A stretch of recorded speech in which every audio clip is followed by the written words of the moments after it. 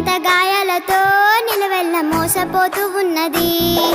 బాపు కేసీఆర్ ఆనాటి రోజులే బాగుండెనో, మా కన్న తండ్రిలాగా పేదోళ్ళ కడుపున పెట్టుకుండో. ఆగమైపోతున్నది తెలంగాణ అంధకారంలున్నది, తనవంత గాయాలతో నిలవెల్ల మోసపోతూ ఉన్నది.